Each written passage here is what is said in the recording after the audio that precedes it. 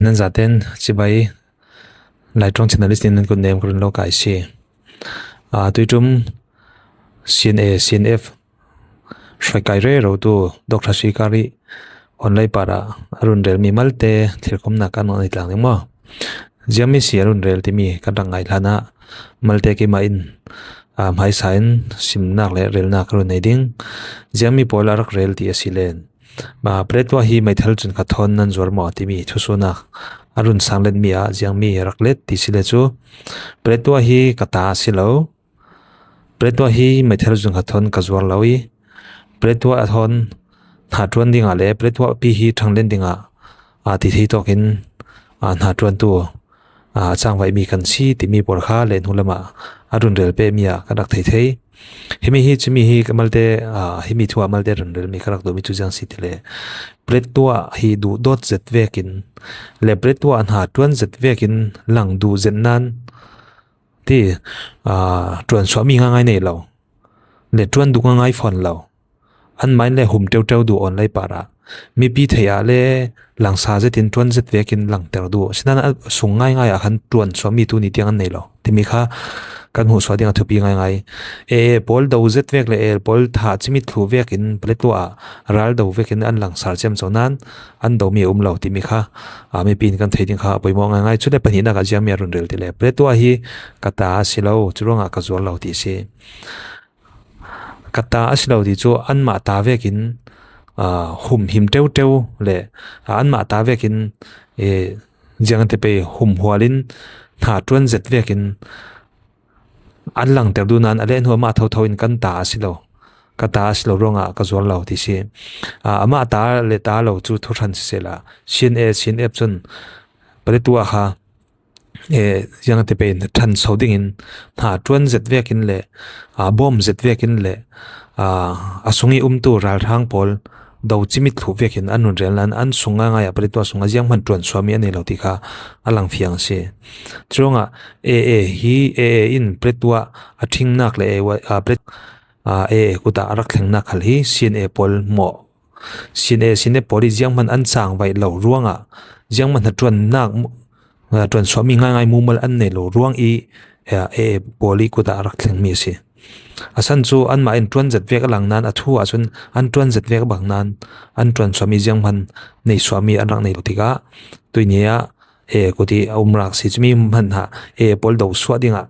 kan du lowe pe tu an ting achu khai tian aw sore ro chu al han khani sin tuan swami hum hol nak le tuan swami tak tak ra swa pi mi an nak rai no mi chu churonga tuinia din mana thleng nak si ti mi te kha rel fiang ka do mi se chule pathum na ka chun heni sin sumpai pia khat man ding kan tum lo ti si himi kha chu kan nak sim fiang thei cha lowi an mana mo man lawa sumo an ma thu sela poli ral lian zetin an rak ren mi stika an hot zet an ma nakin achak soni an ma nakin thilati thei son tika kha an ma kha chin ram pumpi khan uktu siding in le chin ram pumpi lal big siding le chin ram pumpi chin len hi kan ta si ti kha tum ta nak le lungput an nak ni ti kha poli kan chin ram sunga ral thang ado swami pretwa rami alak swami pol ruanga khan hi pol he sin sumpai phang kan man kan dulo pia khate man kan dulo ti a hot nak le azok sen nak le pol tuni alung di riam lo nak atong swami kan nam ho mi si chule palina ka chun le sin kan kopo ka sile ati le sin kan kopo ka sile Dr.Sui Khar chu CNF in ka swak ni si se ti kha atong swang mi si ani chun pol chu mi tu mai sarel vekin ral lian bi ki an ret mi si kol ral thang ain pol hi ral tu bi ki tu an ret mi si chumi number panhina ka chun kan ma CB pol he ral an ret mi si churonga tuini hi viror thledu kan za pi ten kan theilan dinga CNA polin ral thang an do tak tak mo an do tak tak lo te mi hi ara so hi mi Sui Khar Dr.Sui Khar tongi sin na mu theiding ral thang pol do swa thinga ngai phon si loin do so ngai tum loin chin ram sungi chang vai re ro mi chin ram sunga ti thei to kin ha tuan tum mi pol do swa re ro kha an ma ai na tuan tok phang le an tuan mi ra swa tok phang le an tuan thei sun kha rak sitika tuini arak tong somi pol ngai na karang nei chi ding ma kan ram le mi phun cha kan tu kan ke kan pum kan sa ai pe min akan kan pat na John ram le mi phun cha chun zan an chan tha vel te an corona vel te kha mangin uman pe min ang he kan pat pen alai pan na song pet pen na oxy ti kha kolan cha ma chim ka van du tu na ya vaya pletwa sina mấy thơ run ra khanya ruột tên mình không chọn vậy khó hơn ngay gì alhana chun ramuk boy boy ni hin an ram pol hi man na ndak man takau ke asilo an dot mi vậy an sel tiang dong ke vậy nên này lâu khi tệ lâu thọ nạc về hi khi tệ chun nang ma phải câu khi bên tục khi rắc to ko si zoron ti chun ka chan liu ka chan liu khi an rak man mi dan kan tila chu ni kan on ko na karamuk bo ni kan vậy man jong man kho sal jong pek kho ho pu kha pek khom si zoron ti ta si ple tua hi sina mai thal zakatin zuar ti kan ple tua he ka ta ma si CNF ta ma si o ka legal perspective in vanza usal second tilai kaban tu kha vậy kan khruanak nak zonga hen ke vậy thil hi asako mo ko luti hi van ro pek na ka kan du na pakna pani na ka chon himia jami sirel du mi krang nei ti le kan ta asile silo ti kha ma ten ro them ding si ti mi kha kan ta si chin ram chin len chu kan ta si an ti teu phone chin ram hi chin len hi CNF sin eta si ti tu ni tiang an fet pin mi si pretlua hi mi tum hai sarel vekin an thanga thil tha tua set vekin le an thanga pletua kan chin ram pia na na sa zetin ral thang doin thian fa in mi pi chom dol tok vekin online para le thil dang dang mun dang dang an nak rel chem chonan hi to ke tu Dr.Sui Khar run rel mi khan tuan swa mi an ne lo kan ta asilo kan ma thon asain len lo ti rel mi rel du thon abang ok mi si ti mi te kha kan theding a boy ngai kan rangai pe ding ma tukin ni pletua hi tha zang se jen se he tia vậy ki chung kan tim chang tua tong kan tim chang chu ronga chon article pakat katrial chu article pakat katrial mi a chon pletua di chin pi ti mi tam pi zong ni kan andak share ke khale wa khan vậy chu kai lak cham mi cho vậy pletua hen pletua chung e mi pi khum ni hen chắc lấy căn chính u nào này muốn khata khó khăn sát lại thì khi anh đã chính như thế phải năng xem mà chun khi mi pi vậy căn mà hi mi phun khát căn si cha hi căn ram si ti mi khi giờ khai hệ dễ bạn ai bị cái nào đâu vậy ni mera ni anda kan uklio zemo ronga ke arkan ummi kiapi ummi sitwe ummi commissioner kan tilamo deputy commissioner ka bentuk ungnak tangamo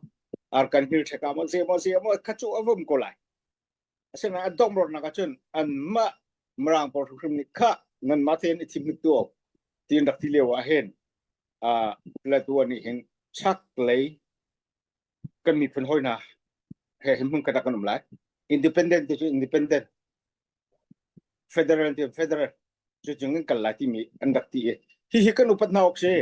je khan pol na ma jong ni thayu ti kha article kan kavan tel du na ka se nan ram he pakaman sarap ti kha chu chu ki man ke defend to mi vai sian af kan se pum pa kan ten chuban tuk man ke ral tha ten atil mi kan se asenan atu social media por ka so te ka li khan tial atil tu pan kana sum ko dom ron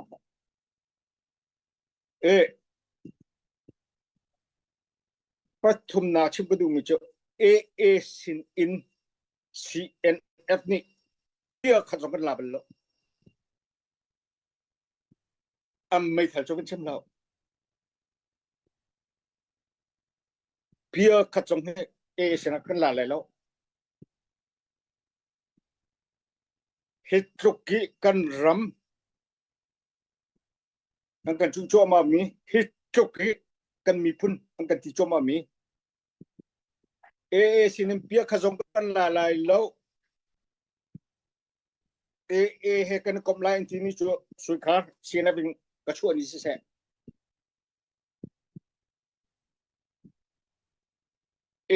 hi kan hoi kom si kan ngai dia rian kan chun ti mini ithayo tuan bia ni chet siam na lai chuan tlam vekin arun rel la chu ni hin ni a sian dir mun jong si ke ma pum pak dir mun jong si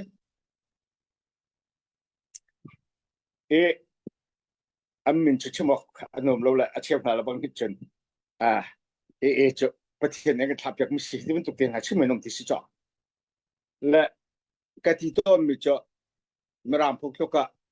your enemy is your friend antina en naral aral chu no hoi kom sin te nan ral hi pakhat long na ne chun ase kho ral hi ke kaban tu kes ka kaban tu kha everything ki zai pop akan ke adik kilometer condition pakata ndik ko